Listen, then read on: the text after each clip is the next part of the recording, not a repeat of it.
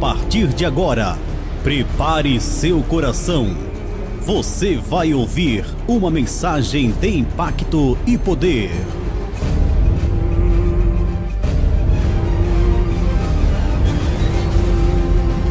Prepare seu coração.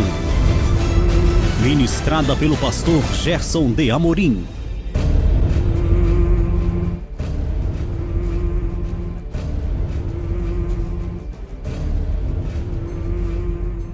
Shalom Adonai, Yeshua HaMashiach, Hamalé, Hamelehim. É uma alegria estarmos mais uma vez, queridos, aqui para mais um DVD de ensinamento da Palavra do Senhor. Hoje, com um tema muito sugestivo, queremos falar sobre 6 manifestações de fé que são inimigas da verdadeira fé em Cristo Jesus, o nosso Senhor. Em Hebreus capítulo 11, verso 1, amados, diz que a fé é a certeza que vamos receber as coisas que esperamos e a prova de que existem coisas que não podemos ver. No original grego se fala assim: estin de pistis episomenon rupostasis pragmaton elegikos ublepo menon. Querido, existem 6 manifestações de fé que são inimigas da verdadeira fé. Existem muitas fé que são manifestadas, que são realmente uma incredulidade disfarçada de fé, onde as pessoas, por não conhecerem as Escrituras, manifestam uma fé pobre, uma fé que não é a genuína e verdadeira fé, querido. Nós temos que aprender, amados, que quando falamos de fé, nós precisamos entender que existem 4 tipos de fé. A fé natural, que é um sensor moral em nossa consciência. Nós já nascemos com esta inclinação. Por isso que todas as pessoas que nunca ouviram acerca de Deus ou da sua palavra, eles naturalmente, eles se inclinam a buscar, querido, um ser superior, porque isso já está imprimido na consciência do homem, reconhecer, querido, que existe um Criador. Nós temos também a fé salvífica, que é para a salvação. Nós temos a fé como fruto do Espírito Santo, que estão dentro dos frutos que são do homem para Deus, o qual é a fidelidade. E também temos a fé como dom do Espírito Santo, que é aquela fé que tem o poder de transportar montes e resolver grandes problemas e dificuldades da vida. E, querido, precisamos entender que existem algumas manifestações de fé que são verdadeiras inimigas da verdadeira e genuína fé. Qual é a primeira manifestação de fé que é inimiga da fé verdadeira? É a fé materializada, ou seja, aquele tipo de fé que se permite ser motivada, que se permite ser alimentada, edificada, fortalecida, e o seu combustível são objetos energizados e sagrados, são fortalecidas e motivadas por ritualidades externas, por templos, por altares e adornos materiais. São aquele tipo de fé que são motivada, alimentada, edificada e fortalecida por manifestações externas do Espírito Santo através de alguém. Mas esse tipo de fé, querido, só me serve para costurar o véu do templo de novo e negar tudo aquilo que Jesus desfez na cruz do Calvário, querido. A manifestação de fé materializada só me leva à miséria espiritual, só me leva a tentar invalidar a graça de Deus em Cristo Jesus. Esse tipo de fé só me leva a negar o sacrifício do Cordeiro que tira o pecado do mundo. Esse tipo de fé só me leva a tentar costurar remendo novo em roupa velha e tentar colocar vinho novo em odres velhos. Veja as lições que Deus deu ao povo de Israel para lhe sarar da fé materializada. Em 1 Samuel capítulo 4, versículo 2 ao 3, nós vamos encontrar Deus dando uma grande lição ao povo de Israel, que diz assim: os filisteus se aprontaram e entraram na luta, eles venceram os israelitas, matando no campo de batalha mais ou menos 4.000 soldados. Quando aqueles que tinham escapado voltaram ao acampamento, os líderes do povo de Israel disseram: por que é que o Senhor Deus deixou que os filisteus nos vencessem hoje? Vamos trazer de Siló para cá a arca da aliança, para que assim o Senhor esteja no meio de nós e nos salve dos nossos inimigos. Veja o que acontece quando o homem se apega a uma fé materializada e abandona a obediência, crendo que sua proteção e sua motivação de fé estará em um objeto visível, sagrado, e muitas vezes para manipulação e comércio de fé são energizados para enganar as pessoas e serem ali feito comércio da fé dessas pessoas. Em 1 Samuel capítulo 4, versículo 9 a 11 diz: sejam corajosos filisteus, lute como homens ou seremos escravos dos hebreus, como eles já foram nossos escravos. Lute como homens. Assim os filisteus lutaram, os israelitas foram vencidos e fugiram correndo para suas casas, e houve uma grande matança. 30.000 israelitas foram mortos. Então os filisteus tomaram a arca de Deus, e Ofni e Finéia e os filhos de Eli foram mortos, querido. O povo de Israel havia tratado a lei do Senhor, a lei dos sacrifícios e as regras rituais do povo de Israel com irresponsabilidade, começaram a abandonar a Deus, até mesmo o sacerdote Eli, com permissividade, vendo seus filhos pecando diante de Deus e não fazendo nada. Nos diz a palavra de Deus que o povo se apegou à arca da aliança, que era símbolo da presença de Deus, mas não símbolo da proteção de Deus, porque a proteção de Deus, a guarda de Deus, está conciliado à obediência e à fidelidade. Não pense que você, por ter um objeto energizado em sua casa, orado por algum líder manipulador de massa, vai lhe proteger sua casa. Se você não for obediente a Deus, se você não seguir os princípios de Deus, a palavra de Deus, você não terá a proteção de Deus. O Salmo 91 é muito claro, que diz: aquele que habita no esconderijo do Altíssimo, à sombra do Onipotente, esse descansará. Quer dizer, a sombra do Onipotente faz alusão à nuvem no deserto, enquanto o povo estava debaixo da nuvem, sob a direção de Deus, sob o governo de Deus, sob a orientação de Deus. Deus não deixava que nada lhe faltasse. Deus enviou maná, Deus fez brotar água da rocha, Deus fez, irmãos, que codornizes viessem ao arraial de Israel. Deus os protegia, Deus os guardava durante o dia do calor, durante a noite do frio. Deus fez que em uma terra inabitável o povo de Israel habitasse por 40 anos, querido. Por quê? Porque a proteção, a guarda que atrai sobre nossas vidas de Deus está conciliado à obediência, à fidelidade, meu amado. Segundo, quando o homem se deixa levar pela fé materializada, a abençolatria se instala. Em 2 Reis capítulo 18, versículo 3 ao 4 diz: seguindo o exemplo de seu antepassado, o rei Davi, Ezequias fez aquilo que agrada a Deus, o Senhor, e ele destruiu os lugares pagãos de adoração, quebrou as colunas de Deus, Baal, e derrubou os postes de ídolo. Também fez em pedaços a cobra de bronze que Moisés havia feito e que era chamada Neustã. Até aquela época, o povo de Israel queimava incenso em honra dela. Quem possui uma fé materializada corre o risco, querido, de se tornar um adorador das bênçãos de Deus e se tornar uma bençólatra. Ou seja, o povo de Israel, aquilo que foi dado para servir de bênção, mais tarde já estava servindo como ídolo, como adoração a esta serpente de bronze, a qual já estavam queimando incenso e chamando de Neustã.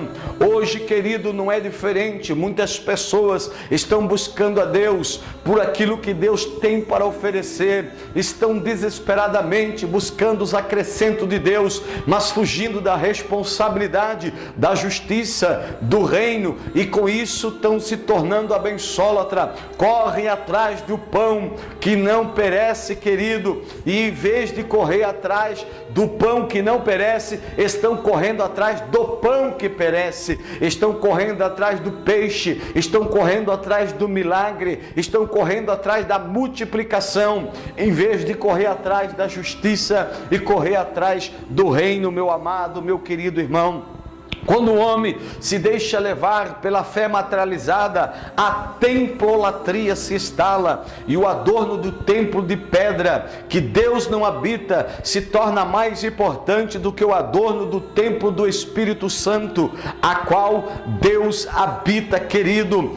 Ou em Atos capítulo 17, versículo 24, diz assim, o apóstolo Paulo: Deus fez o mundo e tudo que nele existe, e é o Senhor do céu e da terra, e não mora em templos feitos por seres humanos. Querido, Deus não habita mais em templos construídos por mãos humanas. Hoje o Senhor está habitando em nossos corações, está habitando em nosso corpo, que é templo do Espírito Santo. Hoje nós somos sacerdote de nossa alma, nós temos como templo do Espírito o nosso corpo, e o altar desse templo a nossa alma, aonde oferecemos para Deus em Cristo Jesus, por glória de Jesus, pelo sacrifício de Jesus, apresentamos a Deus sacrifícios espirituais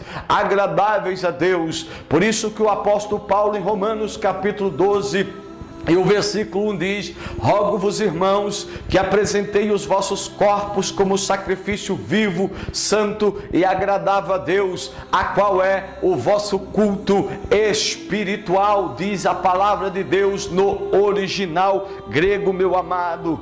Veja o que Jesus disse quando os seus discípulos começaram a admirar a beleza do templo de sua época. Em Lucas 21, 5 ao 6, diz assim: algumas pessoas estavam falando de como o templo era enfeitado com bonitas pedras e com as coisas que tinham sido dadas como ofertas. Então Jesus disse: chegará o dia em que tudo isso que vocês estão vendo será destruído e não ficará pedra sobre pedra. Jesus quer que entendamos que Deus Pai destabernaculou-se do templo de pedra para tabernacular-se em nós, nos tornando sua habitação e sua morada. No Antigo Testamento nós vemos Davi nos Salmos dizendo: alegrei-me quando disseram vamos à casa do Senhor. Mas se esse salmo fosse escrito na dispensação da graça, ele seria inspirado de forma diferente.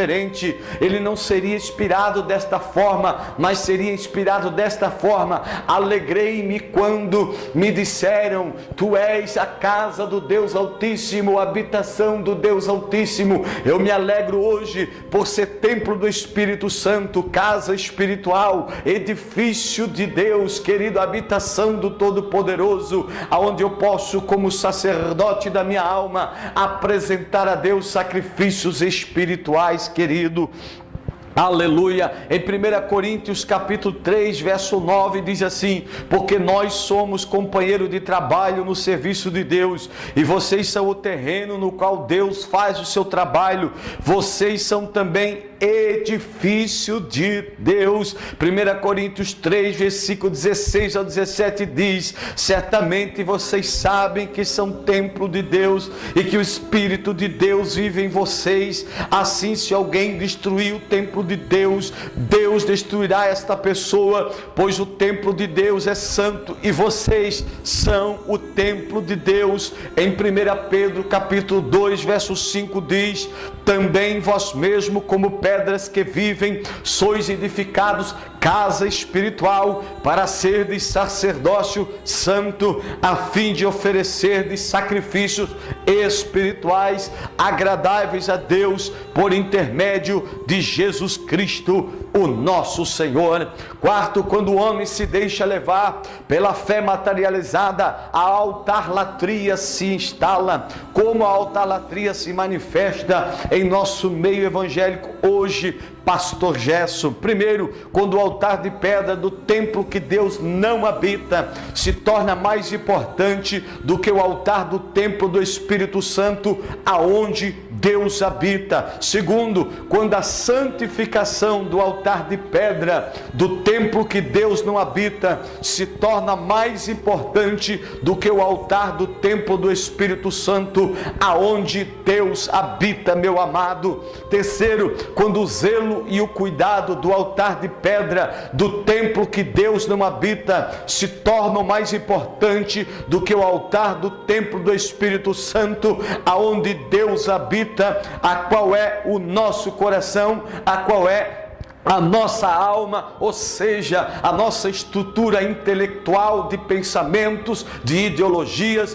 de filosofias e de concepção de fé, a nossa estrutura moral de desejos e vontade, a qual, querido, qualificam a qualidade do nosso caráter e de nossa personalidade. Também a estrutura emocional e sentimental, a qual determinam a qualidade da minha estrutura de emoções e de sentimentos, se são puros ou estão apodrecidos, querido. Quando as regras também para proteger o altar de pedra do templo que Deus não habita se tornam mais importantes do que as regras para proteger o altar do Espírito Santo, onde Deus habita. Qual é o meu coração? O altar de pedra da igreja, Deus ali não habita. Esse altar, querido, não passa de pedra. Esse altar só é santificado quando alguém que sobe ali com um altar do templo do Espírito Santo, então aquele altar se torna santo. Mas porque o altar do Espírito Santo é santificado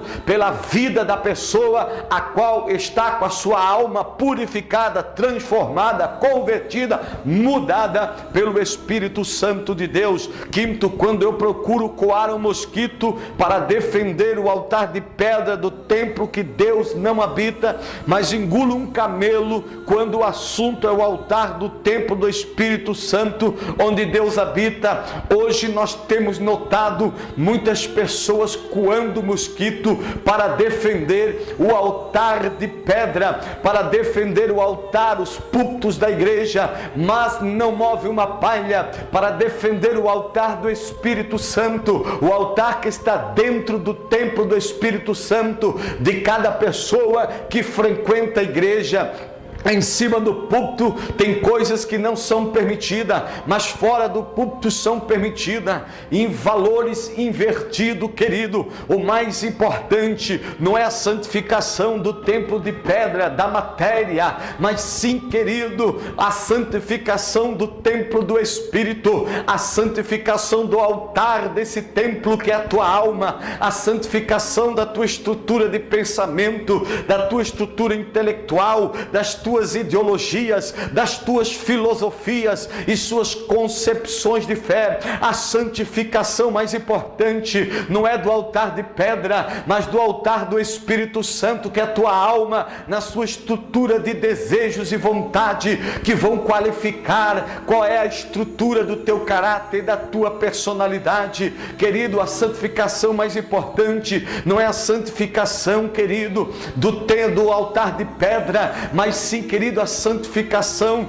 do altar do Espírito, que é a tua alma, na tua estrutura emocional, na tua estrutura sentimental, com uma estrutura emocional livre, com uma estrutura emocional pura, limpa de toda inveja, de todo rancor, de toda mágoa, de todo ressentimento, de todo ciúme, de toda avareza e de todo sentimento contrário. O que adianta você cuidar e coar o mosquito quando o altar é de pedra, mas se o altar do Espírito Santo, aonde Deus habita, está apodrecido com sentimentos negativos, de ódio, vingança, ressentimento, mágoa, rancor, inveja, avareza, facções, sentimentos contrários, isso, querido, é valores invertidos. Não coe mosquito para defender o altar de pedra, mas, querido, você muitas vezes engole camelo quando o altar é o altar do Espírito onde Deus habita. Não fique engolindo camelo, querido, aceite esta verdade. O altar que deve ser zelado, cuidado e santificado com maior prioridade, com maior zelo, com maior dedicação, é o altar do Espírito aonde Deus habita. Mateus capítulo 5, 23 ao 24 diz: portanto, se você estiver oferecendo no altar uma oferta a Deus e lembrar que seu irmão tem alguma queixa contra você, deixa a sua oferta ali, na frente do altar, e vá logo fazer as pazes com seu irmão, depois volte e ofereça a sua oferta a Deus. Jesus se preocupava mais com o altar do Espírito, aonde o seu Espírito habitaria, a partir, querido, de Pentecoste, aonde ele veio para tabernacular na igreja, para tornar a igreja templo do Espírito, casa de Deus, edifício de Deus. Jesus já começou a ensinar, dizendo: vocês trazem oferta sobre o altar e vocês não se preocupam com o altar da sua alma. Vocês devem deixar a oferta ali perante o altar e se consertar com seus irmãos. Vocês devem apresentar a oferta com o altar do Espírito limpo, purificado, santificado, sem mágoa, sem rancor, sem relacionamento desconcertado, sem relacionamento quebrado, mas viver uma vida em amor, em comunhão, uma vida em união, em uma vida de amor ágape, amor incondicional, aonde você vai amar a todos com um coração limpo, com um coração puro e com um coração verdadeiro.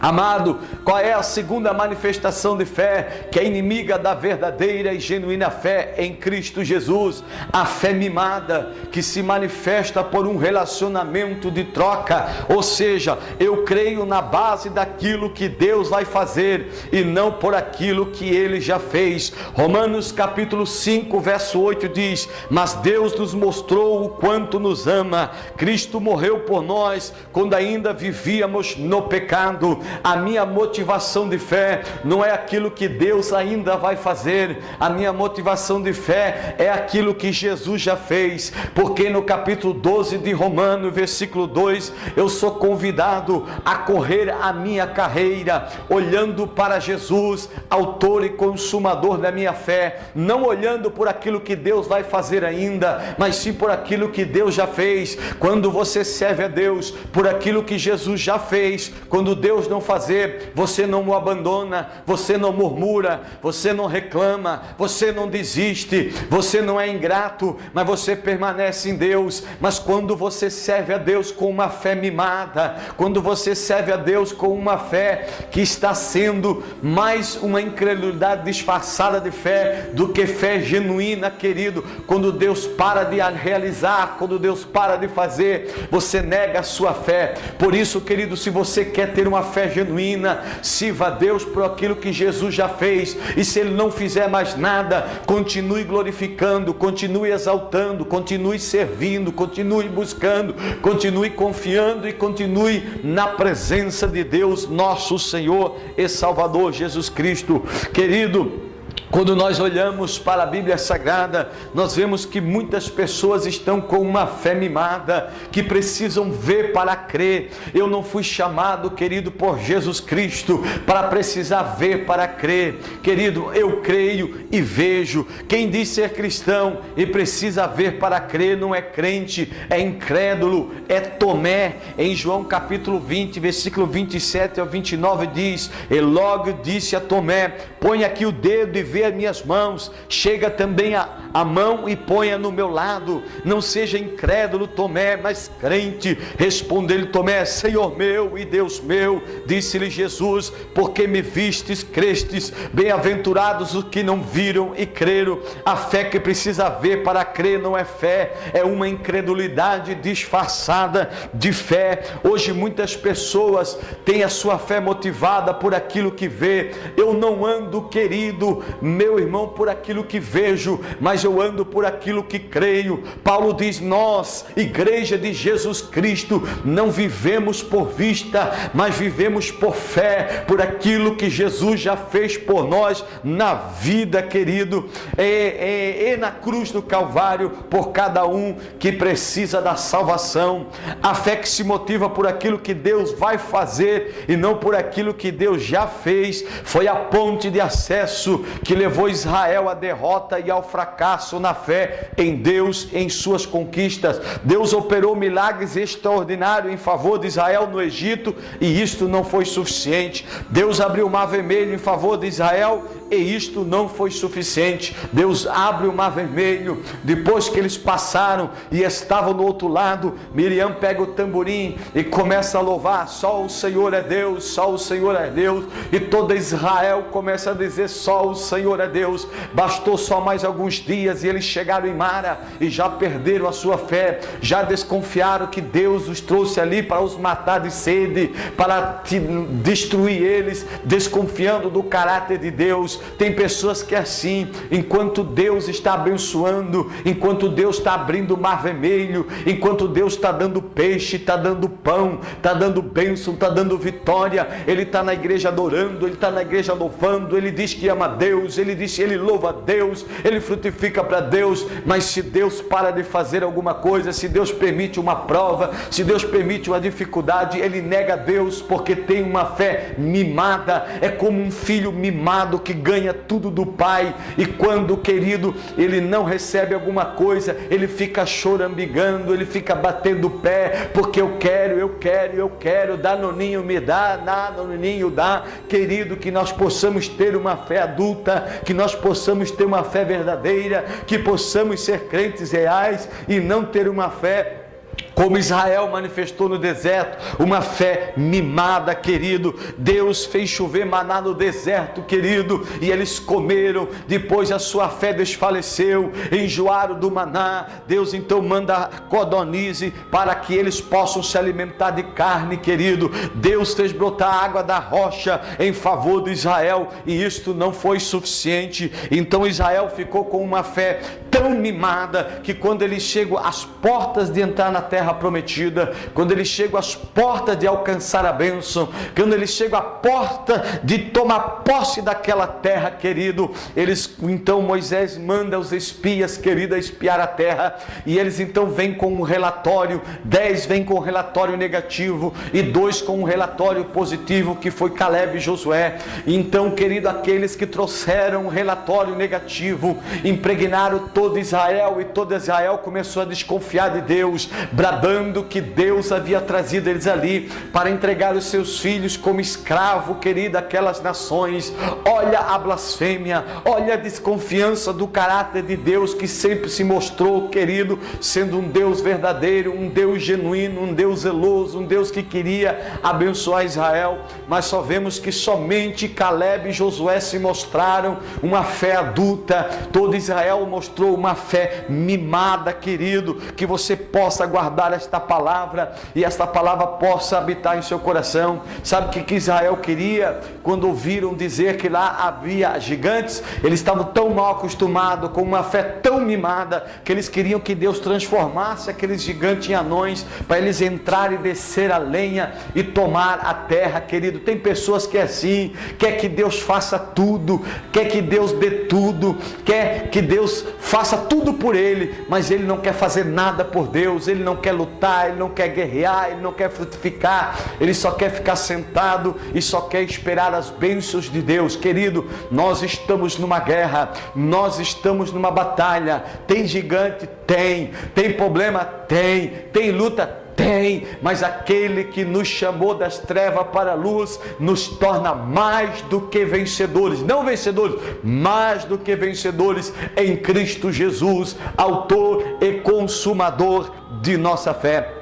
Terceira manifestação de fé, que é inimiga da verdadeira e genuína fé em Cristo Jesus, a manifestação da feminina e imatura. A feminina e imatura constrói pontes de acesso para alcançarmos os dons de Deus, mas não constrói pontes de acesso para alcançarmos o caráter de Cristo em nós. Gálatas capítulo 4, verso 19 diz: meus filhos, por quem de novo sofro as dores de parto, até ser Cristo formado em vós. Querido, Paulo tinha uma preocupação, porque os Gálatas começaram a manifestar uma fé menina. E querido, e a fé menina, ela nos conduz à posição de carnais, ela nos conduz à posição de meninos na fé, ela nos conduz à posição de antropólatras, ou seja, nos torna, querido, adoradores do homem, ou colocando o homem no centro da nossa fé e da nossa crença. Presta atenção naquilo que Paulo, exortando a igreja de Corinto, trouxe como verdade e alerta para nós hoje. 1 Coríntios capítulo 3, versículo 1 ao 7 diz: eu, porém, irmãos, não vos pude falar como a espirituais, e sim como a carnais, como as crianças em Cristo. Leite vos dei a beber, não vos dei alimento sólido, porque ainda não podíeis suportá-lo, nem ainda agora podeis, porque ainda sois carnais. Porquanto, havendo entre vós ciúmes e contendas, não é assim que sois carnais e andais segundo o homem, não andais segundo a carne? Querido, quando, pois, alguém diz eu sou de Paulo e outro eu sou de Apolo, não é evidente que andais segundo a carne, que andais segundo os homens? Quem é Apolo e quem é Paulo? Servos por meio de quem crestes, e isto conforme o Senhor concedeu a cada um. Eu plantei, Apolo regou, mas o crescimento vem da onde? O crescimento vem de Deus, de modo que nem o que planta é alguma coisa, nem o que rega, mas Deus que dá o crescimento. Hoje a pastolatria, a antropolatria, a adoração a homens tem se tornado, querido, muito notório em muitas igrejas evangélicas, aonde que a adoração ao homem, querido, está comparado à adoração aos ídolos da Igreja Católica, só com uma diferença: a Igreja Católica adora muitos ídolos, muitas pessoas que já morreram, como Maria e como outros que são santos, queridos, já mortos. Mas hoje muitas igrejas evangélicas não estão adorando homens mortos, mas estão adorando homens que estão vivos. A diferença é que os santos da Igreja Católica estão mortos e estão dentro dos templos, mas muitas igrejas evangélica, os santos deles, os adoradores, os ídolos deles não estão dentro dos templos, mas estão numa grande foto na frente do templo, querido, aonde a pessoa começa a comprar imagens, querido, dessas pessoas, folha de travesseiro com a imagem do pastor, chinelo com a imagem do pastor, toalhinha com a imagem do pastor e coisas com a imagem do pastor. Isso é o que? Crendice, e essas crendices criam ponte de acesso para comércio de fé, e você vai comprar e vai colocar a tua fé e a tua crença no homem. Querido, o único que merece nossa fé é aquele que é o autor da nossa fé. E quem é o autor da nossa fé? Jesus Cristo de Nazaré. Quarta manifestação de fé, que é inimiga da verdadeira e genuína fé em Cristo Jesus. A manifestação da fé pobre, nu e cega, que me leva a crer que a verdadeira prosperidade de Deus na vida de um homem habita e consiste nos bens que ele possui. Apocalipse capítulo 3, verso 17 diz: vocês dizem, somos ricos, estamos bem de vida e temos tudo o que precisamos, mas não sabem que são miseráveis, infelizes, pobres, cegos e nus. Em Lucas 12:15, Jesus falou claramente e disse ao povo: acautelai-vos e guardai-vos de toda espécie de cobiça, porque a vida do homem não consiste na abundância das coisas que possui. Querido, a minha riqueza e a minha prosperidade não habita no que eu tenho, mas sim habita do que eu sou, em minha estrutura de alma, na minha estrutura ideológica, de pensamento, na minha estrutura intelectual, de concepção de fé e filosofia de vida. Habita, querido, na minha estrutura moral, de desejos e vontades que vão determinar a qualidade do meu caráter. Habita na minha estrutura emocional, que vão determinar a qualidade de meus sentimentos. Aí habita para Deus a verdadeira prosperidade. Quando Deus fala da prosperidade de Jó, Ele não fala dos bens que Jó tinha, mas fala do que Jó era. Viste meu servo Jó, homem fiel, homem íntegro, que se desvia do mal. Ele poderia dizer: viste Rassatã, viste Satanás. Como Jó é um homem de fé, viste quantas ovelhas ele tem? Ele tem 7.000 ovelhas. Viste quantos camelos ele tem? Ele tem 3.000 camelos. Viste quantas jumentas ele tem? Ele tem 500 jumentas. Viste quantas juntas de boi ele tem? 500 juntas de boi. Viste quantos empregados ele tem? Viste a esposa que ele tem? Viste quantos filhos ele tem? Ele tem 10 filhos. Ele poderia colocar toda a prosperidade, querido, naquilo que Jó tinha, mas para Deus a prosperidade não consiste no que eu tenho. A prosperidade genuína e a fé verdadeira, a fé que não é uma incredulidade disfarçada de fé, ela habita, querido, naquilo que eu sou, no meu caráter, na minha essência. Aí habita a verdadeira prosperidade para Deus. A riqueza de uma igreja não é medida pela beleza de um templo, pela quantidade de sua arrecadação, não é medida pela quantidade de carro que tem no estacionamento e nem pela quantidade de seus membros, mas a riqueza de uma igreja é medida pelo caráter de Cristo formado e gerado em minha estrutura intelectual, moral e emocional. Por isso Salomão revela a nós em Provérbios 4:23, sobre tudo que deves guardar, guarda o teu coração, porque dele procede todas as saídas da nossa vida, querido. A ver da prosperidade e fé não está sobre a base do ter, mas sim na base do ser. Como já dissemos, querido, Deus, Ele olha para mim e vê e me valoriza pelo que eu sou e não pelo que eu tenho, porque pelo que eu tenho, ou tudo que eu tenho, não existe poder de barganha com Deus. Deus não se relaciona pelo relacionamento de troca na base daquilo que era material. Deus se relaciona com o homem na base daquilo que é espiritual. E o que é espiritual? A minha alma, aonde sobre esse altar de alma eu apresento sacrifícios espirituais. Deus não trabalha com sacrifícios matéria. Deus não quer tua casa, Deus não quer o teu carro, Deus não quer o teu dinheiro, Deus quer o teu amor, Deus quer a tua fidelidade, Deus quer teu sentimento, Deus quer tua gratidão, Deus quer que você dê as coisas com sentimento, com alegria, com amor, com voluntariedade, e assim você será um cristão verdadeiro. Por que você acha que Yeshua, Jesus, ele nasceu em uma casa simples e sem muita expressão financeira, para mostrar ao homem que a verdadeira prosperidade não está sobre a base do ter do homem, mas sim em ser um homem próspero no sentido alma. A verdadeira prosperidade está em você ser um homem de caráter, ser um homem de personalidade, ser um homem santo, ser um homem fiel, ser um homem obediente a Deus, ser um homem honesto, ser um homem íntegro, ser um homem reto, ser um homem justo, um homem que sabe perdoar, Um homem que sabe amar, um homem que sabe fazer o bem, e um homem que sabe servir. Esse é aquele que é próspero. A verdadeira prosperidade e fé no reino de Deus não está sobre a capacidade de se comandar, de se governar, de se liderar, de se administrar e de se gerenciar. Segundo a visão de Deus, a capacidade, querido, e a prosperidade do homem habita na capacidade de ele ser comandado, de ele ser governado, de ele ser mandado, de ele ser liderado, de ele ser administrado e de ele ser gerenciado. Ser próspero como líder não é só possuir a capacidade de comandar e de liderar, mas sim na capacidade de ser liderado. Aí habita a minha prosperidade como líder. Se eu não sei ser liderado, eu não sirvo para ser líder. Se eu não sei ser comandado, eu não sirvo para comandar.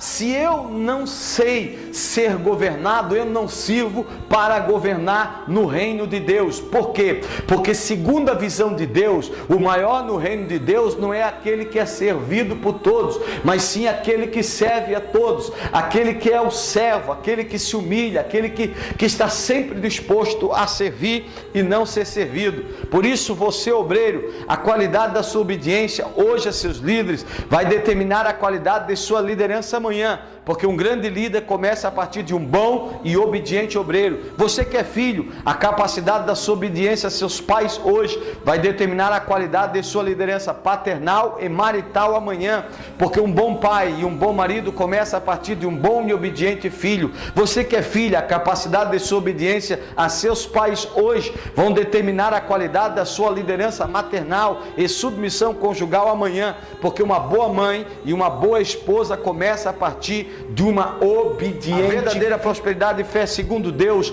não está sobre a capacidade do ser humano de receber, mas sim na capacidade de doar seu amor, doar seu perdão, doar sua solidariedade ao necessitado, doar sua compaixão aos menos afortunados, doar sua sensibilidade aos pobres, doar sua gratidão, adoração e admiração a Deus. Lucas capítulo 6, verso 38 de Jesus disse: dai, isso será dado, boa medida, recalcada, sacudida e transbordando vos deitarão no regaço, porque com a mesma medida que medis, vos medirão a vós. A verdadeira prosperidade não está em minhas bênçãos recebidas, mas sim na capacidade que eu tenho de abençoar o meu próximo e o necessitado, querido. A verdadeira prosperidade e fé não está sobre a base do ser servido, mas sim sobre a base e a capacidade de nós servir. Porque para Deus, prosperidade genuína só é autêntica na vida do homem se ela estiver sobre a capacidade de ser servido e a capacidade de servir meu semelhante com meus bens, com minha bondade, com minha longanimidade, com a minha benignidade, com o meu amor e com a minha compaixão. Querido, é muito fácil dizer sou próspero somente com a capacidade de ser Senhor e de ser servido. Eu quero ver você ser próspero com a capacidade de ser Senhor, de ser servido, mas também com a capacidade de servir, querido. Que você possa entender esta verdade e o nome do Senhor esteja, querido, glorificado em tua vida. A verdadeira prosperidade e fé não está sobre a base de nós colhermos ou temos uma fé que venha colher e arrancar coisas de Deus, mas sim em Deus colher e arrancar coisas de nós como fruto do Espírito Santo. Você nunca será verdadeiramente próspero diante de Deus se o fruto do Espírito Santo não fazer parte da sua vida cristã diária. A verdadeira fé e prosperidade não estão na capacidade de colhermos e arrancarmos coisas de Deus, mas sim em produzirmos e frutificarmos para Deus poder colher e arrancar algo de bom e produtivo de nós. Colher e arrancar coisa de Deus, prosperidade do ter. Deus colher e arrancar coisa de nós, prosperidade do ser. Que Deus possa ser, querido, na tua vida, aquele Deus maravilhoso que vai tornar você próspero, frutificando em sua vida a paz, o amor, a alegria, a longanimidade, a benignidade, a bondade. Que você possa estar com os frutos, querido, como fidelidade, mansidão e temperança. E que Deus possa te abençoar de uma forma muito gloriosa. E que Deus possa te isentar de todos os desejos avarentos e materialistas. Que Deus possa possa te isentar, querido, de toda a obra da carne e possa te defender de todo orgulho, de toda soberba, de toda presunção vaidosas, de todos os desejos de posição sem chamada e todos os desejos de fama e reconhecimento, querido, dos homens, sem ter o reconhecimento de Deus, porque a verdadeira prosperidade está baseada em Deus nos instrumentalizarmos e não nós usarmos, querido, Deus para construir, querido, e nem usarmos Jesus para construirmos reputação diante dos homens, sem se preocupar com a aprovação de Deus, sem se preocupar se nós temos realmente um caráter diante de Deus. Quinta manifestação de fé, que é inimiga da verdadeira e genuína fé em Cristo Jesus e que agrada a Deus. A manifestação da fé fraca, doente e enferma. Romanos capítulo 14, versículo 1 ao 3 diz: acente entre vocês quem é fraco na fé, sem criticar as opiniões dessa pessoa. Por exemplo, algumas pessoas creem que podem comer de tudo, mas o que é fraco na fé come somente verduras e legumes. Quem come de tudo não deve desprezar quem não faz isso, e quem só come verduras e legumes não deve condenar quem come de tudo, pois Deus o aceitou. Romanos 15, 1 ao 2: nós que somos fortes, diz Paulo, na fé devemos ajudar os fracos a carregarem as suas cargas e não devemos agradar a nós mesmos. Pelo contrário, cada um de nós deve agradar o seu irmão para o bem dele, a fim de que ele cresça na fé.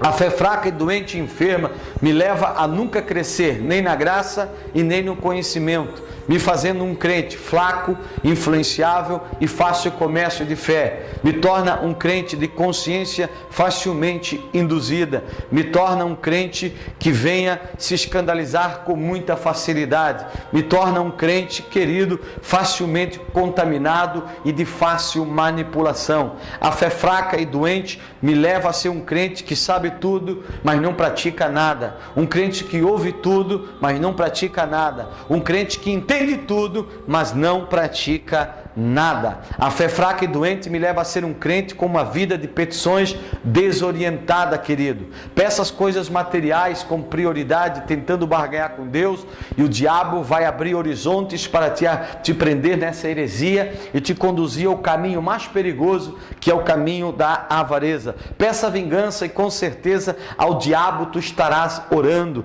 Peça riqueza sem trabalho e a mamão será o seu Deus. O Deus da riqueza será o seu Deus. Peça justíssimos e vingança contra alguém e o diabo vai se associar a ti. Sexta manifestação e última manifestação de fé, que é inimiga da verdadeira e genuína fé em Cristo Jesus e que agrada a Deus. A manifestação da fé circunstancializada, que é governada e dominada pelas circunstâncias do passado e o presente. A fé que se deixa influenciar pelas circunstâncias do passado e do presente nunca terá um futuro digno em Deus. A verdadeira fé precisa produzir em mim 3 tipos de visão: otimista, realista e futurística. Otimista é aquele que vê quando tudo parece mal, quando tudo parece ruim, ele consegue ver o bem. A visão realista é quando tudo parece bem, ele consegue discernir o diabo por trás dessa bondade. E tendo uma visão futurística é aquele, como a mulher do fluxo de sangue, que consegue se ver curada, querido, através da sua visão, através da sua fé, através da sua visão na sua mente, na sua imaginação. Ela disse: se eu totalmente tocar nas vestes dele, eu serei curada. Ela formou isso na mente, numa visão, e depositou sua fé, e isso foi o combustível que a levou até Cristo e a alcançar a sua vitória. Que Deus te abençoe, que a paz de Deus, a comunhão do Espírito Santo, todas as consolações, proteções e provisões do Senhor sejam sobre a sua vida, em nome de Yeshua HaMashiach HaMelech HaMelechim, em nome de Jesus o Messias, Rei dos Reis. Que a Irene de Cristo, que a paz de Cristo seja com todos vós.